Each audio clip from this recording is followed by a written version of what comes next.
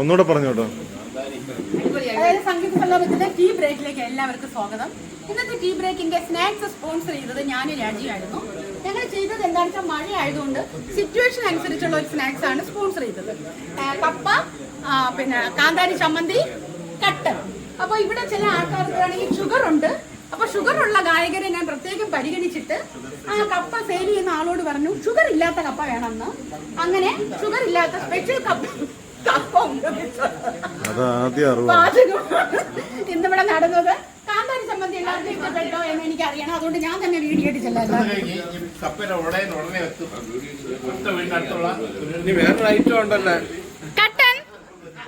കട്ടൻ എടുത്തോ സുഷ സാറ്?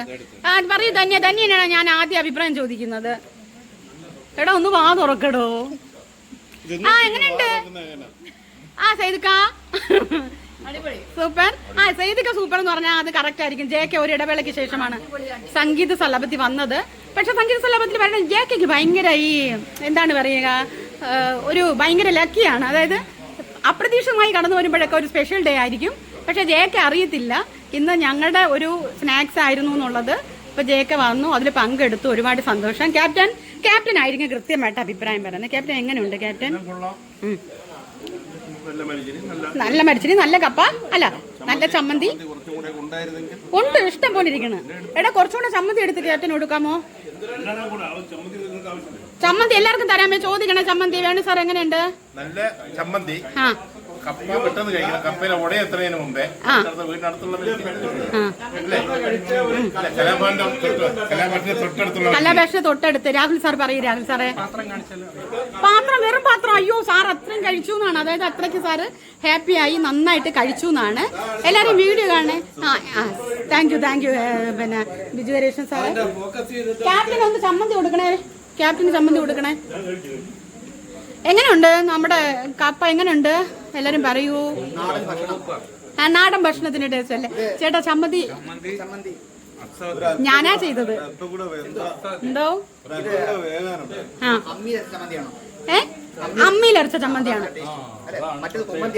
ചാതു കുമ്മന്തിയാണ്. ഇത് അമ്മിയിലരച്ച ചമ്മന്തിയാണ്. ഓ കറക്റ്റാ ഡോക്ടർ. അതാണ് ഡോക്ടർ, ഒരു ആയുർവേദ ഫിസിഷ്യൻ ആണെന്നുള്ളതിന് ഏറ്റവും ബെസ്റ്റ് എക്സാമ്പിൾ ആണ്. അതായത് ഇത് ഞാൻ അമ്മിക്കല്ലിൽ അരച്ച ചമ്മന്തി കൊണ്ടാണ് ഇത്രയും ടേസ്റ്റിൽ നിങ്ങൾക്ക് കിട്ടിയത്. മനസ്സിലായോ? കേട്ടോ രാഹുൽ സാർ? അപ്പൊ ക്യാപ്റ്റൻ ഈ ചമ്മന്തിയുടെ പ്രത്യേകത എന്താണെന്ന് ക്യാപ്റ്റൻ പറയാമോ? ഇവിടെ ഡോക്ടർ, ആയുർവേദ ഡോക്ടർ പറഞ്ഞു. അതായത് അമ്മിക്കല്ലിൽ അരച്ച ചമ്മന്തി. അങ്ങനെയുണ്ടടി? അത്രയ്ക്ക് വാക്കില്ല എന്നാണ് പറയണത്.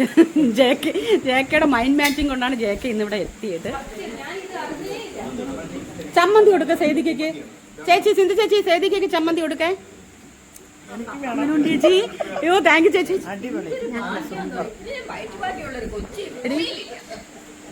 അങ്കിൾ എങ്ങനെയുണ്ട് അങ്കിളെ? എല്ലാവർക്കും ഭയങ്കരമായിട്ട് ഇഷ്ടപ്പെട്ടു എന്ന് പറഞ്ഞെങ്കിലേ.